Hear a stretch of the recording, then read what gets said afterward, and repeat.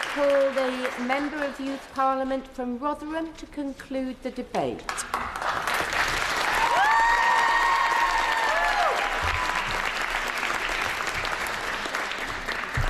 Madam Deputy Speaker, at the heart of this debate is a very simple question. Should geography determine a child's right to a healthy, nutritious school meal? Now, we know full well that having the right food and adequate nutrition can really impact a child's education.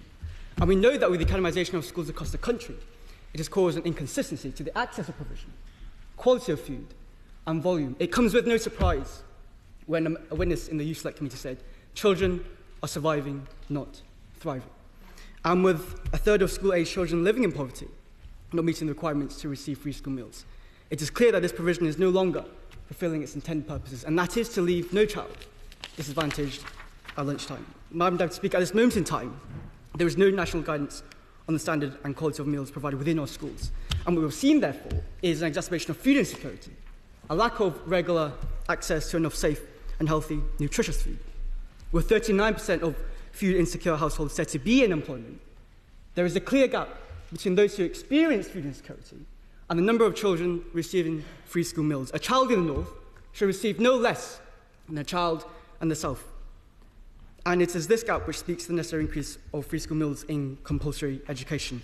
Standardisation is a very simple solution to ensure that children receive the correct nourishment and that, like how we left no child starved of access to free education, no child should be left starving at school.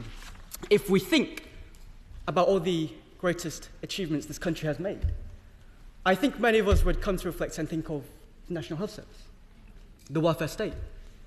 And I assume when these ideas were first introduced, they came with heavy criticism and opposition. But they are now one of the most proud and cherished embodiments that we all admire. And so same with the access for free school meals for all children that need it.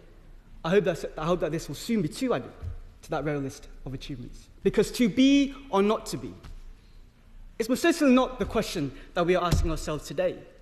But to be creative, to represent, to publicly serve those who are most in need is what I hope we'll all have in mind when we vote in the division lobbies tonight. We are in a cost of living crisis.